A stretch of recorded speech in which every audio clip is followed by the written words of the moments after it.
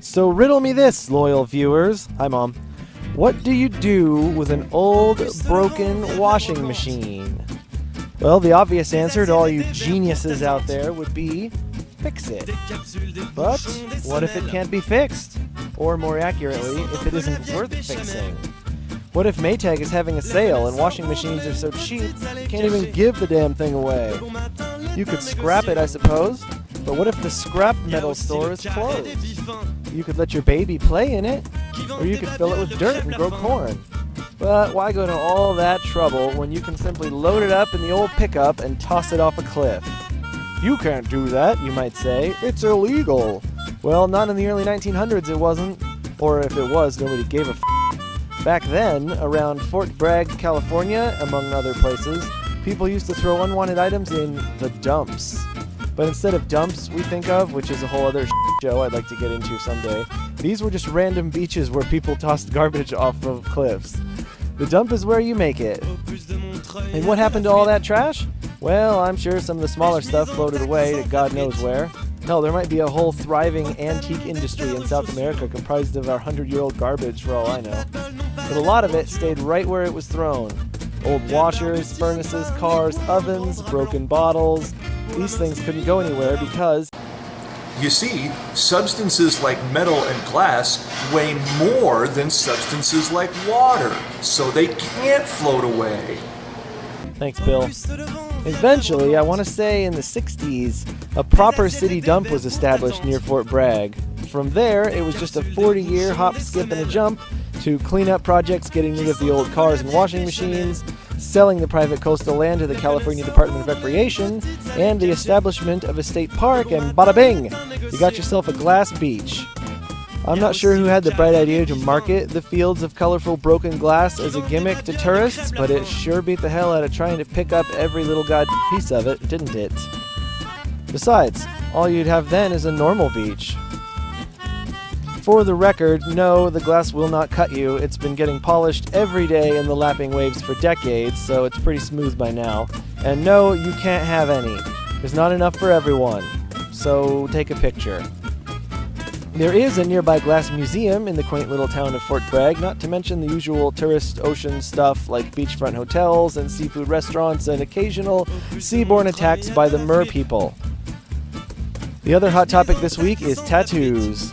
What is a tattoo?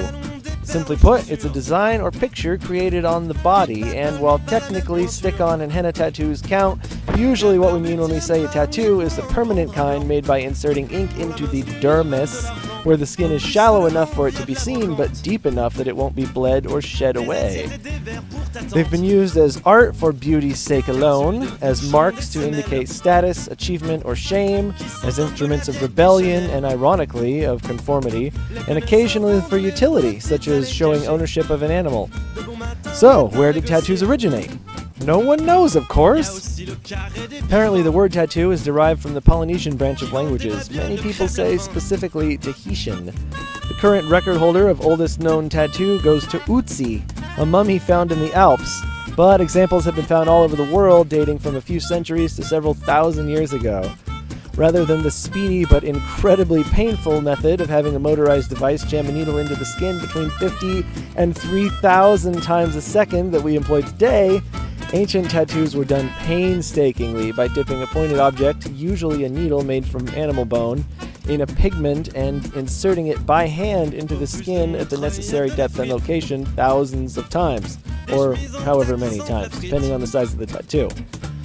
Actually, you can still get tattoos this way. They're called stick and poke.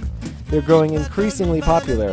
While it is possible to find some really high-grade shit if you look around, the generalization with stick and poke tattoos is they're cheaper, they take a little longer, they hurt slightly less, but they don't last as long. They tend to fade more quickly.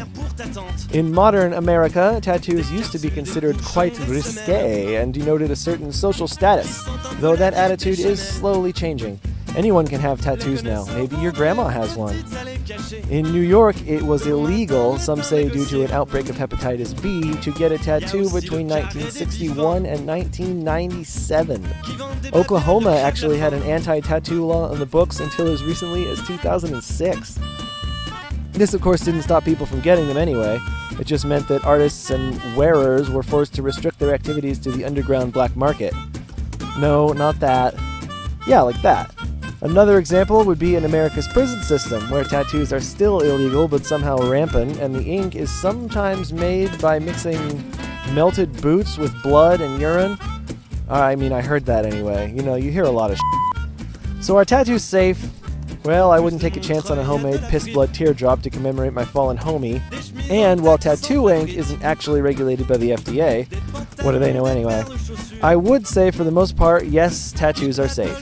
There is a lot to consider, such as infections, allergic reactions, the substances that the inks are made from and where those inks are made, and the fact that it is possible for a tattoo containing iron oxide to absorb enough electromagnetic energy from an MRI scan to heat up and burn your skin. But just do your homework. If there's something in the ink you're allergic to, don't use it. Or if you have a medical condition that will most likely require an MRI at some point, you'll want to be selective about what ink you use. You'll also need to be choosy about who does the work. Years of experience and sound sanitary practices are obviously preferred over helping your cousin's friend's boyfriend's nephew get practice by tattooing you in his van, even if you do save a ton of money. This image will be in your skin forever, so think hard about what you're getting. Will peanut butter jelly time be funny forever? Yeah, okay, that one actually probably will. Oh, and maybe skip the next tattoo party you're invited to. Really, those are a thing. Look it up. It's crazy. But if you're going to a clean, reputable shop with careful and hopefully experienced artists who use a trusted supply source, I think the odds are in your favor. I mean, there are never any guarantees, but there are a ton of tattooed mofos running around out there, and I'm pretty sure most of them aren't having any issues. Except running out of bare skin to get more tattoos on. If you're into statistics, I want to say approximately 20% of adults age 18 and up have at least one tattoo on their body. And according to one article I read, the tattoo industry pulls in roughly $3 billion a year in America alone. Considering only 75 million of that goes to tattoo removal, it looks like most people aren't having too many regrets. Or maybe they just don't want to fork over a ton of cash for a removal process that is incredibly painful, might not work 100%, and will almost certainly leave a nasty scar. Though tattoo removal techniques are getting better all the time, and at least they no longer use wine, garlic, lime, or pigeon feces in the process. In Maori culture, a face tattoo was considered a status symbol. Allegedly, after the Lindbergh baby was kidnapped in 1932, parents started rushing out and getting their babies tattooed because they thought that would help somehow if they were kidnapped. Or maybe just lost in general, I guess. You know, like how you put your name on your backpack? You imagine going to a tattoo parlor and asking them to tat up your baby? They'd be calling child services on your ass. Though I think the idea put forth by Assistant Secretary of Defense in 1955 of getting your blood type tattooed on you is somewhat clever. You could just carry a note in your wallet, too. I also heard that there are certain restaurants and even a brothel in Cologne that will give free service for life if you're willing to sport their logo until you die. Sounds pretty good to me. So why am I telling you all this? Because after the Glass Beach, our next stop in Fort Bragg was Triangle Tattoo and Museum. We popped in there for a quick tour, and those guys were super cool. They know their shit. Based on the ton of photos adorning the walls, they're damn good artists, and they have a gang of trippy artifacts which alone are well worth the stop. It was founded in 1986 by Mr. G and Madam Chinchilla, who've been in the industry for like 25 years. They've appeared in movies, documentaries, TV shows, they've written articles for newspapers and magazines, and like 4 or 5 books. Last I heard, they're still inking people, so if you're near the West Coast and you're looking to spruce up the old birthday suit, you might give them a call. If you're gonna get tattooed, you might as well get it done by the best. Jesse and I both did, and look how great that turned out. Thanks for watching. Subscribe!